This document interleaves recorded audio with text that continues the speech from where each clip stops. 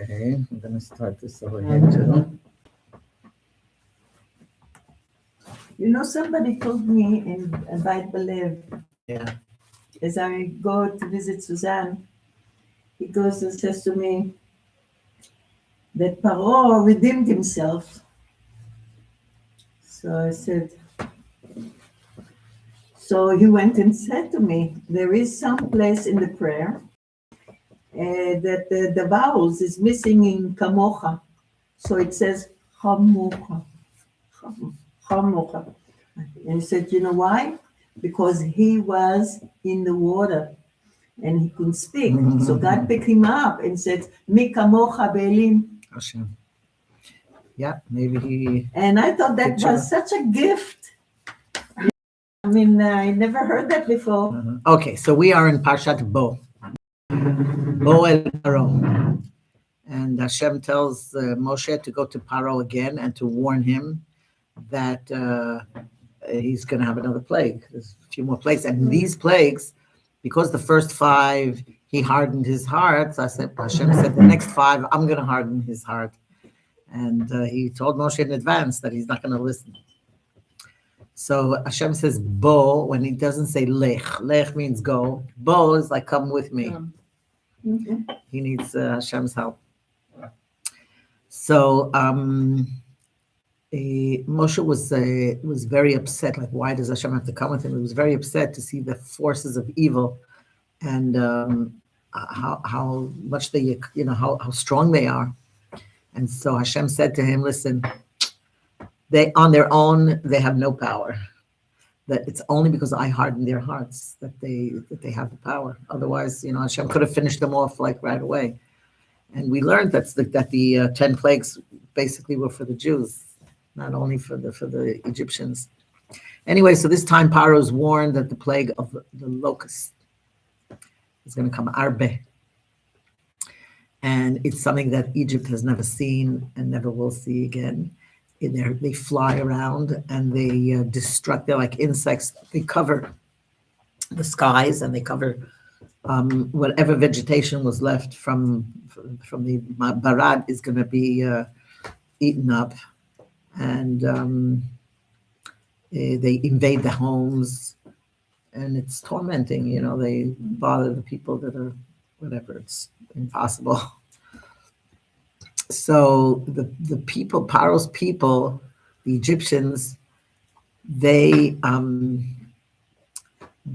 were battered and wounded from all these other plagues, and they had enough, and they're begging him, send the Israelis away, send them. We're finished with all these. And Paro says, okay, who will you be going with? Who are you going to take with you? He says to Moshe. And so Moshe says, with our young, with our old, with our sons, with our daughters, with our flocks, with our cattle, all of us together. So it's a festival, the Chag LaHashem. So Paro says, you know what? I'll let just the men go. He's afraid that they're going to, He said, and Paro doesn't agree, of course. So Paro kicks him out and says, hardens his heart. And he was willing to let the men go because he says, why do you have to take the children? Let the children stay behind. The children don't have to bring up sacrifices. And the real reason behind it is that the younger generation, he wants to keep them in Egypt, in the culture of Egypt. And he says there won't be a future for the people of Israel. See, he wants, that's the Paro. Now we have a Paro in our day. The Paro of our day has the same attitude.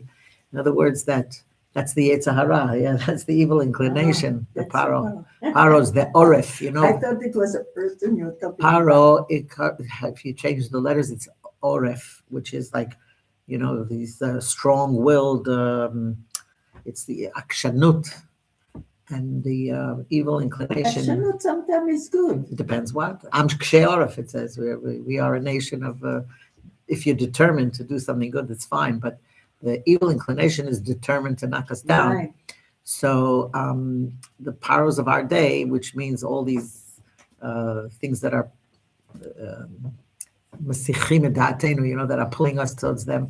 So if the older folk want to cling to the Jewish tradition, fine, that's acceptable. But the youth, the young people, let's raise them in the spirit of the time. Let's get them. So that's the Mitzrayim of today. That binds you and pulls you, and that the child has to be a lawyer, a doctor. What he's going to go to yeshiva, what's going to come from him if he learns Torah. So okay, you came from the old home, the old school, you're fine. But children, raise them in. It's a new generation. Like raise them in the spirit of the times. In Pesach, Sheno Yodeh Lishor, it says At. So that's which means. It starts with the mother teaching the child the way to life. And if you live, who is the mother is the one who raised you. If they're going to leave the children behind, they're going to Egyptian will raise them. That's the idea. That was the idea, yeah. Okay, so what happens is that, of course, he doesn't agree, and Moshe stretches out his staff over the land of Egypt, like Hashem told him to, and Hashem brings the east wind, which is a very strong wind, and it blows all night, and it brings this swarms of locusts, and this is what Moshe warned Paro was going to happen, and it happens. So again, where did all these flies come from? Somebody let them in. So once again, Paro calls Moshe and Aaron, and he begs them, pray to Hashem, please, that he should remove this plague. And so Hashem brings a west wind from the opposite direction and carries all the locusts away from Egypt. Nothing was left. And the reason is that why he took away all the locusts is because, not even one remained, is because the Egyptians said, okay, let's fill up our barrels with these locusts and we'll enjoy them. And Hashem said, no, I'm not going to let you enjoy them. And just as Hashem says, like, when are you going to rejoice with the plagues that I brought upon you? And he brings a very strong west wind. And it says that not even one locust remained in the borders of Egypt. And even those that they put in their pots, that they gathered them and they pickled them. I don't know what they did with them. So it was not edible. No, the barrels, they took wing and they fled. You're kidding. Wow. They flew out of their pots and left. Yeah. So we just did the eighth plague, which was the locust, and here they're all gone. And now we're ready for the ninth plague. So the ninth plague is the darkness. And the darkness comes in two stages. The first stage, we know, is like, you say darkness is the absence of light. But the second stage, that was the first 3 days. So the first 3 days, you can't see anything. You can't see anybody. But the fourth day and the fifth day, the next 3 days, it became so thick that they couldn't move. So if somebody was standing, they would have to remain standing. If somebody was sitting, they were stuck sitting. You can't move. So the question is, why did Hashem bring darkness? Why was this plague? Why did the darkness of all things? Why darkness? And we're told that there were those of the people from the Jewish nation that didn't want to leave Egypt. They were doing very well. They had good money. They were living with idol worshippers, with the Egyptians. And so Hashem said, if I kill them, I bring a plague and I kill them together with the Egyptians, it's not going to look good. So they're going to say, so it just passed over us and passed over them. So Hashem said, I'm not going to do it publicly. He brought the darkness, and the enemies can't see who he's killing. So some of the Jews were killed in the plague of darkness, those who... It was 20% that left? That left, yes, 80% left. And they 80 or 20? 80% were killed in the Egypt, and 20% left. So they didn't see them burying their fellow, the Jews, the ones who were killed. And wow. Yeah, so there were 6 days of darkness. So we said during the first 3 days, you couldn't see each other, and the last 3 days, whoever was sitting was stuck. He was stuck wherever they were. So if somebody was laying down, he couldn't get up. Anyway, so it says that there's no greater darkness than not being able to see your fellow Jew. The fact that you can't see another person and you're oblivious to your fellow man is a sad, very sad situation. And when that happens, a person becomes stuck in his place. You don't you can't get up from your place. That's the events, the say there ishtalshalut. This is what happens. So when you're into yourself always and you don't see a fellow Jew and you don't help them, then eventually you're stuck. And I think in the Chumash it says that we're told about the chametz and the matzah. And the Rebbe tells us that the difference between the chametz and the matzah is they're both the same letters almost, right? You have the mem and you have the tzaddik, but instead of a hey in the matzah, you have a ches in the chametz. Mm-hmm. Now the ches and the hey look very similar, but the ches is closed and the hey has an opening. Mm-hmm. So chametz means you're into yourself. You're all whole. You blow up. You're full of yourself, full of air. And there's a pathway to get in. Everything is for me, and there's no going out. And yet the hay has this. The matzah is a person who's is not arrogant, and he's not he's humble, and he sees other people, and so there's a way out, and that's why it says there was an interesting story of a person who he wasn't he was pretty poor, but whatever he had he shared, and all the people in the neighborhood knew that his house is open. Whatever he has he shares with them, and he was was a very good person, a very giving person. And then a rabbi came to visit him, and he gave him a blessing that he should have wealth, that he should have what to give. And when he became wealthy, he was so involved in his business that he didn't even have time to see the poor people. And he had a butler at the door, and he didn't let anybody in because this guy is too busy. And he fixed up his house so beautifully, and he had this big mirror with a gold frame. And the rabbi hears, this is what happened to this person. I got to go visit him. So he comes to the house, and of course, it took a while till he sent a message, tell him it's the rabbi who blessed him a few years ago. And he finally comes to the door and lets him in. And he says to him, what's happening? How are you doing? And then he says, look in the mirror and tell me, what do you see? And he says, I see myself. And he says, now look at the window. What do you see? And he says, I see the lady who's carrying, whatever, her basket on her head. And he sees all these poor people in the neighborhood. He says, what's the difference? This is glass and this is glass. He says, but this is covered with gold, with silver.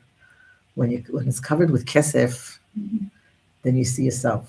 You have all this money, so you're into yourself. He rubbed off the corner of the silver, and he says, hey, now you could see the other side. So a person knows that this is... it's important, you cannot live for yourself. You're going to be stuck. Nowhere to go, no out. And that was the darkness, the plague of darkness. So could it be also chametz, or like you said before, an individual who has sorrow within himself? It's not sorrow, it's chametz means it's leavened bread, and it rises.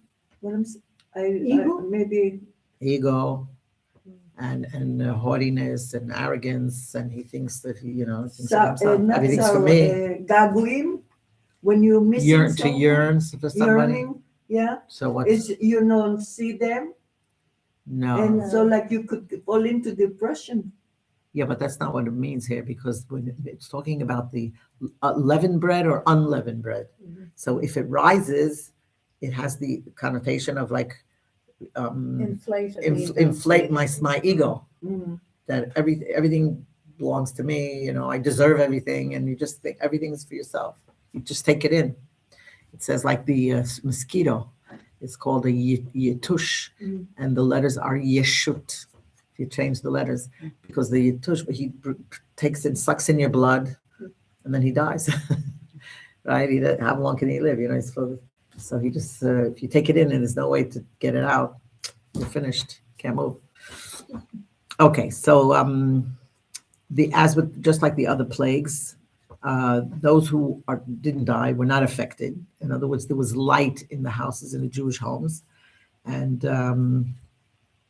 Paro is getting scared. Okay, the plagues are getting worse, and he says, "Okay, I'm going to let you go. I'm going to let the young children go, but leave your flocks here in Egypt." So Moshe says, "Well, we can't. We have to. We can't leave our livestock here. We need our sheep. We need our animals. We don't even know how many animals we're going to have to sacrifice. We have to take them with us." So Paro gets very angry, and he says to him, "Just get out of my face. I don't want to see you again.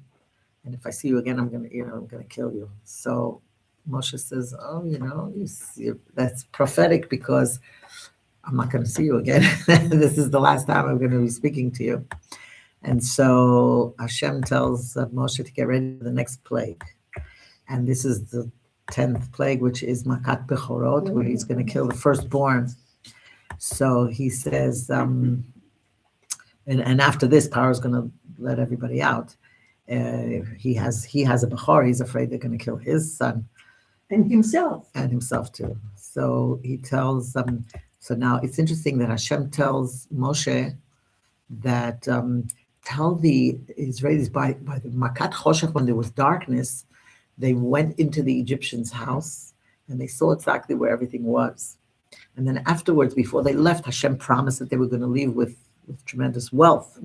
So he said, ask the Egyptians to lend you whatever it is, the gold, the silver, whatever vessels you want. And now the thing is that they compare it to a man who's locked up in prison, and they tell him, "Listen, tomorrow you're going to be freed from prison and you're going to get a lot of money." And he says, "Do me a favor, just free me today and keep the money, let me get out now." Like, it doesn't help to say, you're in such pain, you want to get out right away. Tell me tomorrow, like we'll give up the money. But Hashem said, I promised Abraham that this was the Brit Ben Abtarim. He promised him this covenant that he made with Abraham, that the children are going to be strangers in a foreign land, and they're going to be enslaved, they'll be afflicted. 400 years. Yes, and afterwards they're going to go out with great wealth. So he has to keep his word. So he says, ask the Egyptians for the gold and silver. So he definitely will fulfill what he promised. But the question is, why is it so important that they should carry out the wealth of Egypt? Like, why was Hashem so insistent on that? And that he actually told them hundreds of years before that this is going to happen, that this is part of the promise for the redemption. Like, who cares? Like, why? So they need to survive.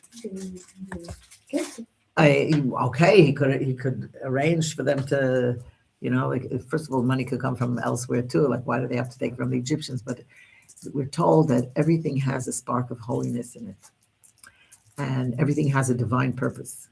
And when a person uses an object or something to serve Hashem, he is taking out the holy spark from it and using it for the purpose of creation. That purpose for what it was.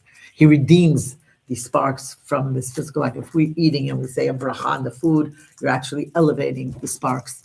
And every person, in wherever place they are, they have their mission, and they have their. It says there are. I think it's Reish Pecha 288 nitzotzot that were spread when the world was created and the light was too great, and it says there was shvirat kelim, and everything spread out in the world, and now we have to collect them and we have to elevate them. And to redeem the first man, Adam, for the sins that he has created. No, but this is talking about the nitzotzot that were spread out in the world, that we have to redeem them and elevate them. And every soul has his own sparks that were scattered about in the world, and it's part of that's his job. His soul has to complete it, and if he doesn't complete it, he comes back into the Gilgul Neshama. Reincarnation. Yep. So like we say, no soul is complete until he redeemed those sparks that belong to to his mission in life. So this is the purpose of galut, the exile of the soul, and why it has to be in this physical world, because it has to elevate the sparks in the physical world. So that's why, this divine providence, wherever a person finds himself in a certain place, wherever he is in the world, and whatever occupation he has, everything is in divine providence. So the Egyptian galut, the Egyptian exile, was a very concentrated period in history where, like we said, they had to elevate these sparks. So they were in all these vessels and everything that they took with them. They had to take them for a purpose. They carried off the gold and the silver, and they used them to build a sanctuary afterwards in the desert. So that was its purpose, the purpose for Hashem creating it. Did that. Well, the women gave their gold. Yeah. In the time of Joseph, they were wealthy. Yeah. Why they Didn't have enough, you're saying? Well, they had livestock, but I guess, Hashem wanted them to be very well. So they took even more. It seems strange that they would have taken the belongings of the Egyptians. Well, but the Egyptians gave it to them. It says that the Egyptians willingly complied, and they whatever the neighbors asked for them, they admired them so much, and they saw that Moshe was such a great leader. Until today, they say Moshe. The Arabs, they have the highest esteem of Moshe. And some of them were also working for them too, for the Jews. Yeah, so they knew them. I mean, they had connections. Even if they didn't want to, they knew where it was. And they also feared Hashem. They feared. Like after, now we're up to the... Look what Hashem is doing to us, yeah. It's like, these are his people. Haro didn't let him go. He's the God, not all these, not the son, not the this. They were saying to Paro, let them out, let them out. Let people go, so... They were like, here, take it, go. Right, yeah.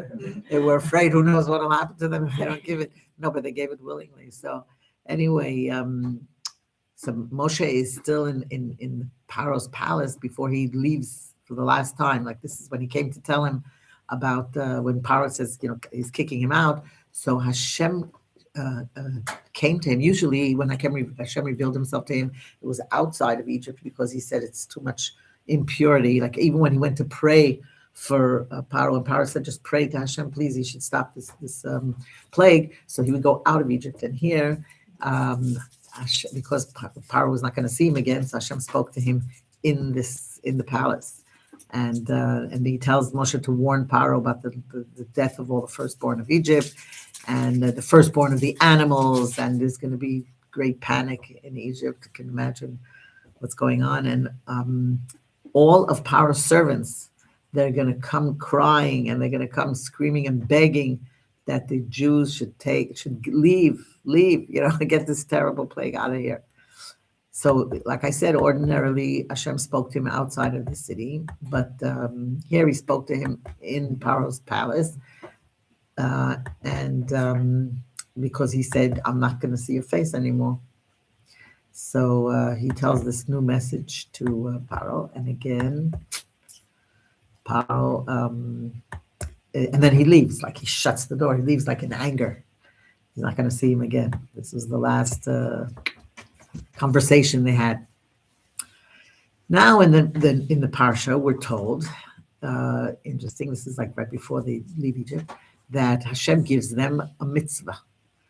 And he wants, he's looking to give them, when we say a mitzvah, is like a levush, to dress them in, they're like we say in the Haggadah, erom ve'eryah, they were naked from mitzvahs. They were in the 49th level of Sharei Tum'ah. They were idol worshiping, and they were in such an unholy place. And if Hashem would have left them one more minute, they might not have existed anymore. So like he took them out the last second, and he wanted them to have merit, some sort of a merit. And so he tells them now, the sanctification of the new moon, that the first of Nisan, Chodesh Azelachem, Rosh Chodeshim. So the first of Nisan, Rosh Chodesh Nisan. And this is the year 2448 of creation, where that's the year they got the Torah. That Hashem speaks to Moshe and Aaron, and he says, this is the month that of freedom, Nisan. It starts with a nun and ends with a nun. It's the month of Nisei Nisim. There were great miracles that happened in this month. And Hashem points out the moon, and he tells them when the moon, the renewal of the moon, when it comes back, you're going to see it and you sanctify it. So that was the first mitzvah he gave them, to sanctify the moon. You bless the Rosh Chodesh, okay? So the Jewish month goes according to the moon. And so this is the Birkat HaLevana. Birkat HaLevana. Every month they do Birkat HaLevana. Besides, this is in addition to benching the new month, like Shabbat Mevarchim et HaChodesh, and then on Rosh Chodesh we say Hallel, and then before when the moon is full, when you see the whole moon, then they do Birkat HaLevana. So the moon has like 29 or 30 days, and then the new moon appears, right? So Moshe was like wondering, like, how big does it have to be? It looks like a banana. Like, how big does it have to be so that I should be able to see it, so I should sanctify it? And so Hashem shows him. He says, Kazera Eve Kadesh.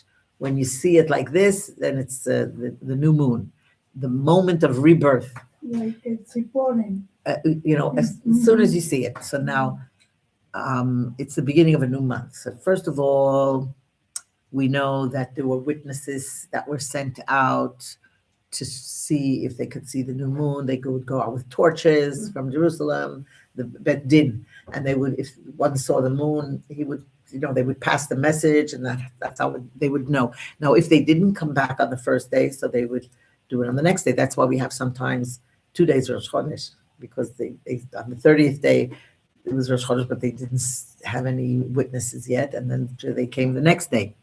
So that was how they till Hillel made the calendar. Now we have the calendar, and we don't have to rely on anybody going out. Anyway, so what they did was, the first witness that came to say that they saw the moon, they would cross-examine them, and they would say, tell us how you saw the moon, and in front of the sun or behind the sun, to the north or to the south. How big was it? In which direction was it inclined? How broad was it? All kinds of questions they would ask them to make sure that they're telling the truth. And it says that Rabbi Gamliel had a diagram of the phases of the moon, and he would say, okay, it was like it was on the wall or whatever, and he would show them to the witness, and he would say, did it look like this? Did it look like this? Okay. Then they would bring in the second witness, and they would ask him the same questions. So if they both said the same thing, so they accepted it. But if each one said something else, then it wasn't, they couldn't accept it. So then, and if it was, then the head of the Bet Din would say, we accept it, it's sanctified, and everybody would repeat after him, Kadosh, Kadosh, Kadosh. And the calendar is set by the moon. So we know that the months of the year go according to the moon, but the year goes according to the sun. So the sun is 365 days, but the moon is missing. The moon, it takes just, there's like 11 days missing each year. Because if each month is a day less, like the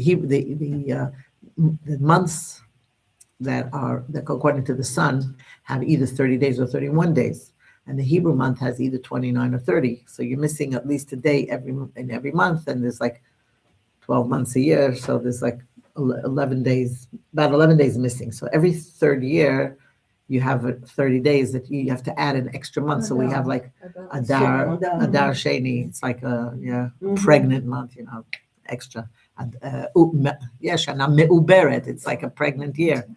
You have an extra month. So the thing is that the reason we go according to the year by the sun is because Hashem says that he wants to make sure that Passover comes out in the spring.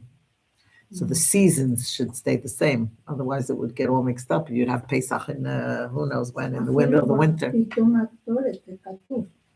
365, 75, that's the sun, the soul. 368, ב-365 זה ליום יום, Yeah, right, right. חצי בוקר, חצי בערב, כן. ושלוש לכיפור. ככה כתוב בפתאום הקטורת. Okay. אז זה לפי... So we have 365 is the solar year, and the lunar year is like we say, every time we have an extra 30 days, more or less, you know, so we have an extra month, a 13th month. Shana me'uberet. Because otherwise, like we say, we would lose the seasons, and you would have Sukkot when would you sit, you know, in the winter. This is what happening with the Notzrim. The Arabs have Ramadan at a different Oh, time. different every time, year. because And the they- Notzrim, Yeah. the Ah, Holy okay. Week. It's, So it comes out on different seasons. Okay, interesting. Well, anyway, so this was the first mitzvah that Hashem gave them. And then he tells them to prepare on the 10th day of the month of Nisan to take a sheep or a goat and to bring it into their house and to watch it for 4 days till the 14th of Nisan.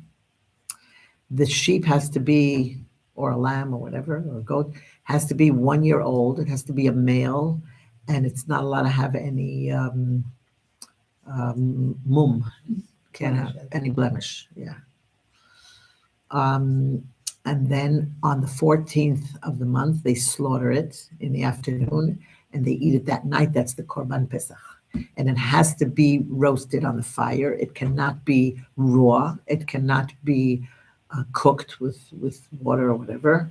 It has to be roasted completely and as a whole, like the whole body with its feet. Even it says the me'ayim, they wash them and they put them back in, I guess. So Roasted is like barbecue? Roast in the oven. roasted in the oven, I guess. In an oven. No. Over the fire. They did it over the fire. Over fire. Yeah. So So yeah, it's like a like a barbecue. barbecue. Yeah, okay. So now, so like I said, they slaughter it in the afternoon, they eat it at night. Now that year, Yud Nisan came out on a Shabbat. And that's why the Shabbat before Pesach is called Shabbat HaGadol, the great Shabbos, because that was the great miracle that happened on that day. Because just imagine that they took this Paschal lamb, they took this sheep, and it was the idol worship. The Egyptians used to worship it, and for 4 days they tied it to their beds. You know, they had it in the house, and you could just imagine that they would come and kill them, which they didn't. It was the idol. Like the Egyptians would say, like, "Why are you doing this?" And they said, "Because it's a Passover sacrifice to Hashem, and He's going to kill the firstborn of Egypt." And the firstborn went to their fathers and they said, "Do us a favor, we're going to be killed, you know, get them out." And so it says that the firstborn waged a war against their parents and they killed many of them. It says, how does it say in the Chumash? Actually, it was the the firstborn of the Egyptians waged war against their own people, like just get them out because we're in danger. So this was the big miracle. They killed themselves. And this happened on that Shabbos. So, because the fathers came to Paro to ask, you know, let the people go. And so, yeah, so they were, the firstborn waged war against them and they killed many of them. Makeh Mitzrayim b'chorehem, it says. Makeh Mitzrayim b'chorehem. So the B'chorim killed the Mitzrayim. That's one of the explanations. Then Hashem says He's giving them another mitzvah, and He says to take. He says take from the blood and put it on the doorpost is the mezuzah, and the mashkof is the piece on top. So He says to put the blood on the doorpost, and Hashem is going to pass over. That's the Passover. He passes over the Jewish house. And it says, I myself will come Ani v'no malach, ani v'lo Yeah. saraf. This is what we say in the Haggadah. And no messenger, I am God. Ani v'lo acher. I'm me and no other. So again, like we said, that the Jews were sunk to the 49th gate of impurity, which is so low, so morally and spiritually in a bad place. And Hashem, he is willing to save them, even though they got to such a low level. It's like, he pulled us out. It's like when you take the child out of the mud, out of the dirt, and you clean them up and you change their diaper, and you get them all dressed up and you take them. So this is actually what Hashem did by himself. He took us out. Why he lived the people 400 years there? So first of all, they were only 210 years in Egypt, because he started counting from when Yitzchak was born. Abraham. From Yitzchak's birth. From Yitzchak? When Yitzchak was born, that's when he started counting. And so Ridu is like 210. That's how many years they were in Egypt. And then again, they had to elevate. Going out of Egypt is like a daily thing. Every day you have to go out of Egypt, the Egypt is in Hebrew the word meitzar v'gvul. It's something that it bounds you. It bounds you, and it's the wind, I think. Maybe just give it a little push, but it could be the wind is strong enough to open it. So actually, like we said, it was the meitzar ugvul. Like a person has to elevate himself above all these boundaries that the physical world sometimes binds you. It's like the neshama is in exile because the neshama wants to be connected to Hashem. Just like we learned in Tanya, there's a very interesting explanation where you see a candle, and when you look at this candle, you see the flame wants to go up. Now, by going up and clinging to its source, it's extinguishing himself because he's not going to exist. It's like taking the karnei shemesh, the rays of the sun, and putting them in the sun. They're extinguished. In such a strong sun, you don't even feel them. It's like but they so much want to cling to Hashem that they're willing to give themselves up. That's like being bitul, humble, okay? And yet the body is binding it, and you're stuck in your body, and you're in exile, and you have to get rid of that. You have to be able to go out of this body and to say no. Either elevate your body and say, these hands are going to do good things instead of bad, and the feet are going to go to Beit Knesset instead of some idol worship, and what you're going to put in your mouth. And I can use this body and elevate it. That's going out of Egypt every day. Yom yom. And so Hashem decided he's taking out the Jews from the bowels of Egypt. He's taking us out, and he is taking us to be his chosen people. And so that's why the first plague happened at midnight. Moshe said to him, it's going to be kechatzot. He was afraid that Paro was going to just watch. Maybe Hashem knows what time, but he might be a little before, a little after. You shouldn't, say that Hashem is not standing to his word. So he said kechatzot. But the reason it happened at midnight was that the first half of the night is the divine attribute of justice, of gevura. The second half is chesed. Midnight is the bidiyuk, is exactly the middle that combines both opposites, the chesed and the gevura together. So Hashem has the power to join the two opposites, and that's midnight. So he transcends all he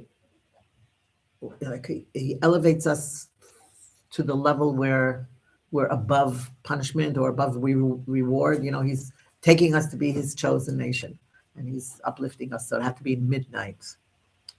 And then he tells them, you have to eat the Karban Pesach, but you should eat it being ready, like get your shoes on, put your belt on and get all dressed up, like you're ready, because you're going to have to eat it very, very fast and leave very fast. You're going to have to run away. This is one of the things we said, that the exodus of Egypt, they ran away, because you don't want to have anything to do with Egypt. But now today, we're not going to run away. We're going to elevate, take it with us. So that's the second level. There's a level of what they call in Tanya is like likofef, itkafia, is like to push away the evil inclination and run away from it. And yet there's a higher level where the darkness becomes light. You turn the darkness into light and you elevate it. And that becomes, you use it. It's like, there's a good example also in the Tanya, where you have the rapids. Have you ever seen the rapids? Like the water goes really, really fast. And then there could be stones or anything that's blocking it. So the water comes and goes above it, right? But eventually it's going to break down this obstacle and it's going to flow with it. That's the idea. Anything that's in our way, any obstacle, eventually we'll be able to break it down and use that strength. We use it because it's a power, and we take that power and we use it in serving Hashem. So they have to get ready to eat the matzah and the bitter herbs together with the Korban Pesach, Hashem tells them. And it says on that very day, Hashem took them out of Egypt. Be'etzem hayom hazeh. Could you just imagine the miracle that nobody could leave Egypt? And here in the middle of the day, Hashem is proving to them, you see, I decided to take them out. I take them out. And this is what we say in the Haggadah, that if Hashem wouldn't have taken our forefathers out of Egypt, we, our children, and our children's children would still be enslaved to Pharaoh in Egypt. Yeah. So every day we have to see ourselves as if we exited Egypt. And okay. So we have the holiday of Passover. So there were certain things that were done just that year, and the rest of some things it says lidorot, like the 7 days following the sacrifice that they brought, is 7 days of the festival of Pesach, of Matzot. So we don't eat, we're not allowed to have any leavened food in our house, any chametz in the house, even if it's not cooked, like spaghetti, anything made out of beer, wheat, the mashke. But you could sell it. Oh, so the thing is like this, that it's not allowed to be in your boundary. Like you could say, okay, if it's not in my house, so then it's okay. So the Torah tells us, no, it can't be in your possession. So the way is to sell it. We have a shtar mechira where we sell it to the guy, and it's not ours. My husband actually takes all the lists of people, that the addresses, and he gives them our key. And then after Pesach, he goes and he buys it back. There is also, if I would like to know, somebody told me that if you have a store, you have to do and you could sell, like you have a partner or something like that, that you consider selling it to him every week, and the store can be open. If it's not yours, well, you're going to sell the store. But if you, it returns after the Motzei Shabbat. If it's chametz. No, I'm talking about having the business. What, on Shabbat you're talking about? Yeah. I don't know who would do. Somebody told me that. To sell it on Shabbat doesn't look good. Trick. Yeah. Nobody knows that you sold it, and they can say, it's working on Shabbat. No, you should know this. The store, the 7-day market, when they were open on Shabbat, he says that the minute they closed on Shabbat, they had a whole new clientele. People who didn't want to go into the store because they were open on Shabbat, and all of a sudden they have new clients. That, he says, I should have done it a long time ago. So it's you like having a good reputation by having your store open on Shabbat now. Yeah. But I did hear that, Could be. People look for all kinds of excuses. Kunzim. The mitzvah is to eat matzah the first day, and there are other days you can eat fruit, as long as you don't eat chametz. So that's fine. So the first day and the seventh day are holidays. In between is Chol HaMoed, and the seventh day is Shvi Shel Pesach. That's when the sea split. And this will be forever. Like in these 2 days, we do the Kiddush, and you are allowed to cook only food for that day that you need. Whatever you can prepare before, you should prepare before. But again, without any eating leavened bread. I love matzah. You like, yeah, matzah, especially the matzah shmura. I like egg matzah. Yeah. Yeah, but you see, what you have to be careful also through the holiday is that the matzah should not get wet, that it shouldn't become. Oh, you're not chametz. allowed to have a matzah, to wet the what? The matzah? We don't wet it. You know So, how how we you do make it. matzah bread? We don't make matzah bread. We don't even smear anything on the This matzah. That's for What? the gebrachs and The bracht, yeah. You know what we do? We weigh the matzah on the scale so we know how much is a kazayit, which is, has to be 27 gram or something. I don't know, something like that. And then so when we have guests, we give it to them in a bag, and we tell them to eat it over the bag. And that's why I serve in paper plates, because I don't want my dishes to get, sometimes the crumbs get all wet. Mhm. So I just use paper plates and throw them out. But This is my first time I hear that you're not allowed to That's wet the right. I'm matzah. yeah, well, I'm sure that it's a hidur, because first of all, some people don't eat matzah shmura, handmade matzah, which we do. We eat only the handmade matzah. Why?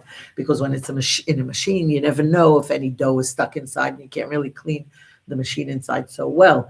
So we have these poles that they bang, they do it all in 18 minutes.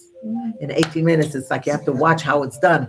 There's like a door here and a door here, and they have the a bowl, and they put the flour and they put the water, and the guy mixes it, gives it over to the next the people at the table, and they roll out the dough flat, and then they put it in the oven, and in 18 minutes it's all done.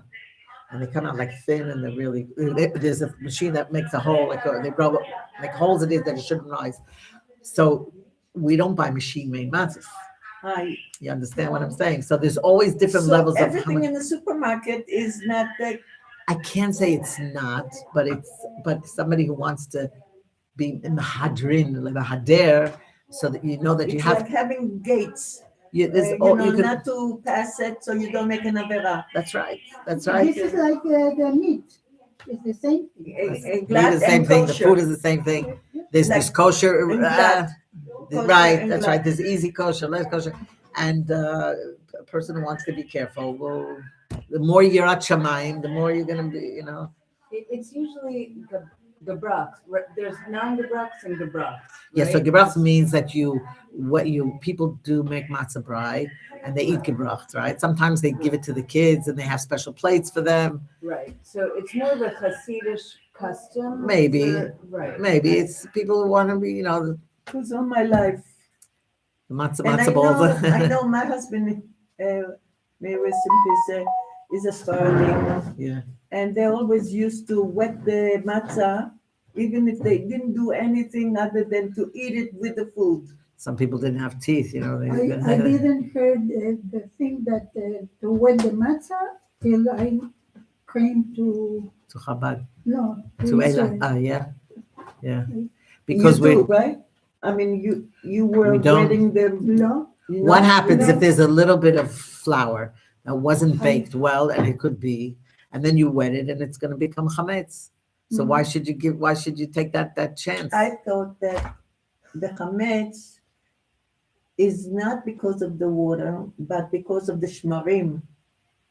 No, if it's gonna water. Because the shmarim makes it.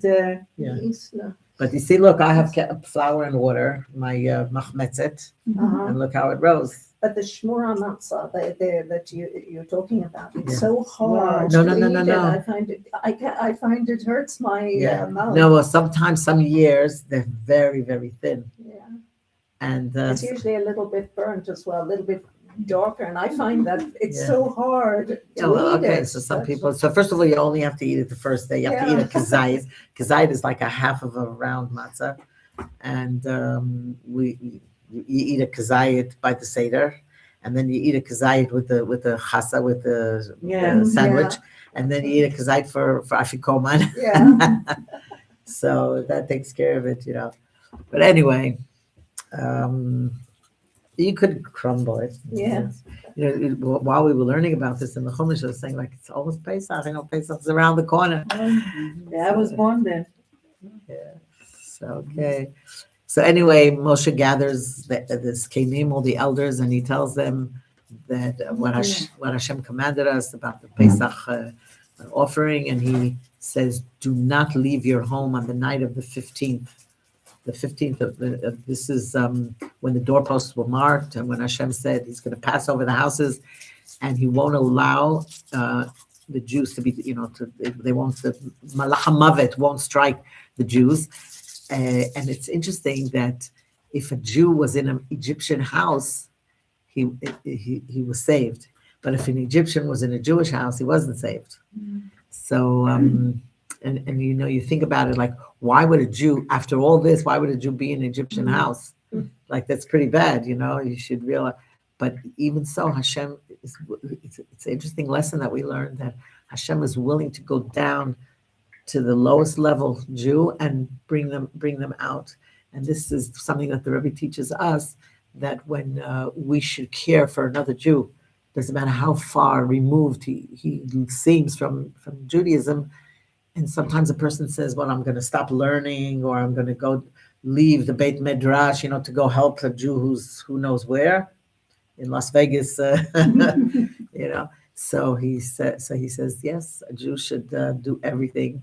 If Hashem himself went down to take him out of the tum'ah, impurity, then how much we should. And we know that Hashem watches, will save you. If you're going to go for the purpose of saving a Jew, you'll come out okay. And so he tells them to pass on this commandment to future generations, that every year at this time we keep the Pesach, and this is a sign that of this the great miracles of Yetziat Mitzrayim. We say it so many times in the prayers, and of course the Jews were happy to hear the good news.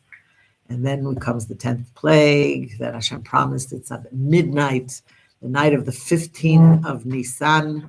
This terrible plague strikes Egypt one by one. The firstborn is dying, and that now the firstborn of the royal household, of the maidservants, of the captives, the prisoners, and the animals. This could just imagine this cry, a hysterical cry, spread out to the kingdom. And Paro himself, a firstborn, so he runs in terror, seeking. That's why the song goes, Paro with pajama. He comes with his pajamas in the middle of the night. Know the song? Paro with pajama be'emtza halayla. He comes in the middle of the night with his pajamas to say, let my people, get him out, run, leave. And so he looks for Moshe and Aaron, and he says, please leave, you and all your people and the men and the women and the children and your possessions, and just get out. And so the Egyptians say, take whatever you want, just leave. They gave them all the jewels, the gold, the silver, just take. Because there was no house without a dead person. So when you're such, so just take whatever you want, just get out. And so, like we said, the Jews were in their final preparations for the journey. They didn't have time to let their dough rise because they baked matzah, and they left with. That's why they left with the dough not rising. So this is 210 years after coming to Egypt, 400 years after the birth of Yitzchak, 430 years after the Brit with Avraham, Brit Ben Abtarim, and on the 15th day of Nisan, they were all led out of Egypt. 600,000 men left. 70 came in. 600,000 left. Shishim Ribo left Egypt, accompanied by women and children, and there were a lot of converts who joined them. There was the Erev Rav who joined them. And it says at the end of the parsha, "V'higadeta lebincha b'yom hazeh." It's so important to tell this over to the children. V'higadeta lebincha, tell them and teach them. This is the chinuch, that it's so important to educate the students, educate your children, and then they will educate their children. It was like when Hashem gave us the Torah, he said, how do I have a guarantee that the Torah is going to stay amongst the Jewish people? And they gave all kinds of guarantors, and Hashem didn't accept it until they said, "Banenu arivim ba'adenu," our children will be the best guarantors.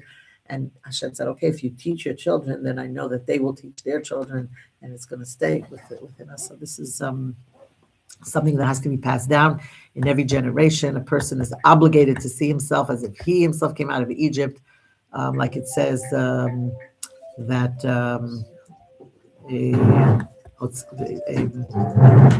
That what Hashem did for me when I came out of Egypt. In other words, I have to see it as if He took me out of Egypt. So the end of the parsha, we have a few laws of first of all, laws of the Passover for the future generations. That's the Paschal sacrifice, and all these laws of about non-Jews. Or somebody who's uncircumcised is not allowed to eat from the sacrifice, and not eating it out of a certain designated place, like has to be in Yerushalayim. And there's a lot of laws and regulations that the Torah tells us about the Passover sacrifice. Then we learn about the remember this Yetziat Mitzrayim is something that we have to remember for generations. And then there is the firstborn. That the firstborn was supposed to be the Kohen, the priest, and now we see that he is going to be redeemed by the firstborn will be redeemed by the Kohen, because Is a lady, woman, no, just a boy, I'm only a a boy. firstborn. Yep. Oh, because a girl doesn't work in the base of English anyway. If you're a firstborn, so no, the firstborn boy would have to work in the base of English. So now they would, Hashem gave over the priest has to redeem him, and that's why there's a gold coin. You know, there's the whole pidyon ben. Unless This is they're in the Levi. Pidyon, no? Yeah, if you're a ben, like what? In the Pidyon. The pidyon. That's why Maza pidyon who put there. He redeems him. Officially, he says, "Do you want the gold coin or do you want your son?" He says, Right. "I'll give you the gold coin and give you my son." And so, also the firstborn of the animal has to be sacrificed, and the firstborn of any if it's a donkey can't be offered on the altar, so it could be money. redeemed for money as a lamb. You buy a lamb, whatever.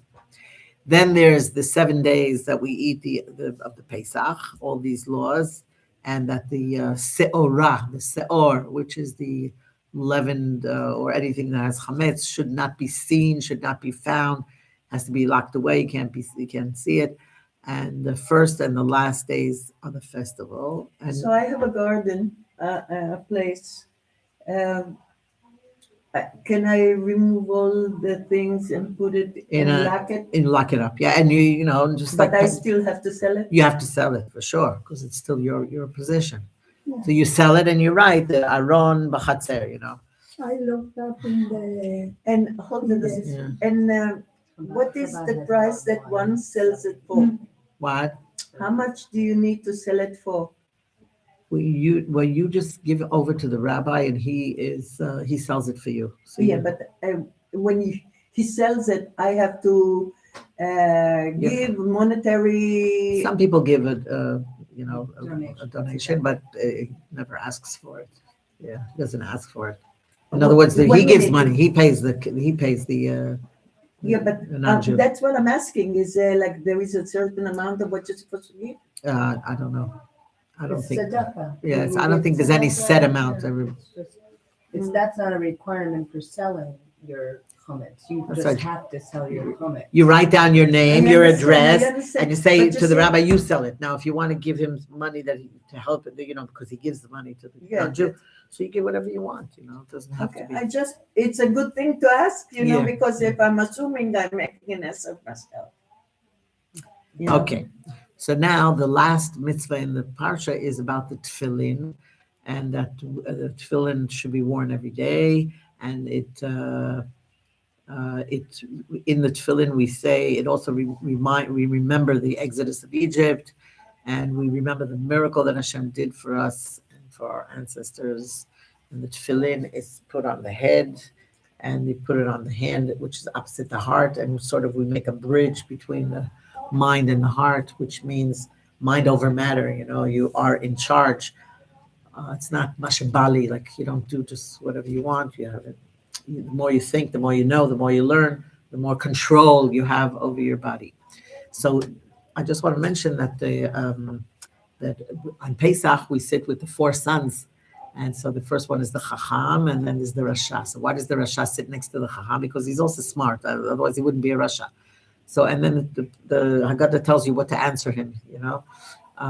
And then there's the Tam, who's the simple person, and there's the Eno Yodea Lishol.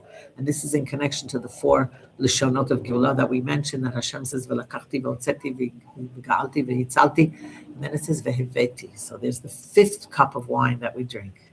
The fifth cup basically is Eliyahu Hanavi, but we drink a fifth cup. Now the fifth son, the cup of Eliyahu, no, but the fifth son doesn't come to the Seder. The Rebbe says there's the son, there's the four sons that are there. So the one doesn't ask questions. You ask, open him up and like arouse him. Everything we do in the Seder is like make him curious. Yeah, it makes them curious and they start asking questions. But what happens to the son who doesn't come to the Seder? So the Rebbe says we have to bring him. I have to try and bring him. In other words, there's still that son that's out there somewhere, and don't forget him. Like bring him also. This is basically like we said, how Hashem went even to the impurity of Egypt to bring out the. This is what I have a problem with. What? Having to wait for my son to. Yeah, you pray enough, and he's gonna come. The door is always open. That's right. And when you light candles on Friday night, I do. so then mention him, and you'll see. Somebody told me that. There's a written Here's the what? what is the lesson of each plague for the Jewish people? So first of all, it shows that Hashem differentiated between the. In other words, it shows that everything comes from Hashem. Anything that happens is Hashem's doing, because Hashem was able to divide for the Jews. It didn't happen. It shows His love for us, and it shows that that those who are evil are going to get their punishment. The first two plagues we know symbolize the warmth and the cold. We mentioned that how a person has to be warm to Yiddishkeit, with all his heart and so, like to be how do you say the word itlahev, bitlavut, with compassion and with and the cold means to be cold towards the idol worship. And so it was very obvious, and it was like a whole process. You have to take it in until you see, and each plague brought it closer. Why there had to be 10 plagues is because it says that there were 10. The world was created with 10 mamarot. Mm-hmm. Saying, and they sort of zilzilu. If a person sins, it's like zalzel, the Hashem creating the world. It's His world. And so it's a process, it was like it can negate these each ma'amar that Hashem created the world. This was to bring the world to clean it, to get it to purify, and then the Jews leave each other and say, well, this great miracle. Also 10 commandments. God has given 10 commandments, so it's equal like the same number or something. There's 10 plagues, the 10 plagues into 10 the 10, That's the exactly 10 what I said. commandment. And there's my understanding also that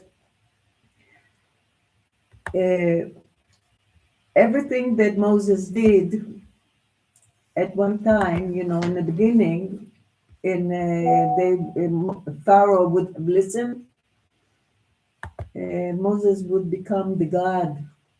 So what God wanted to do is to show and to prove to everybody that He's the one and no other one. Because it says in the end, when God went through Passover, He said, Ani velo malach velo, and all those things. So He was trying not only to talk to the Egyptians, but to the He's Jewish showing his people love to for the say, Jewish people. I've done all that you see. It's not a one event, but constantly I am what I'm doing. Yes. I was born on the 10th of Nisan, 5711. Interesting, 1957. huh? What's 5711? 10 of Nisan, 5711. What's That's 57? the Jewish heart, yeah. Oh, 5,711. And Miriam is a combination of the letter of the numbers is 11 too. Interesting. Okay. But I was born April 16, so like it was also Passover. I wanted to know what what day of the Pesach it was. How should I ask you?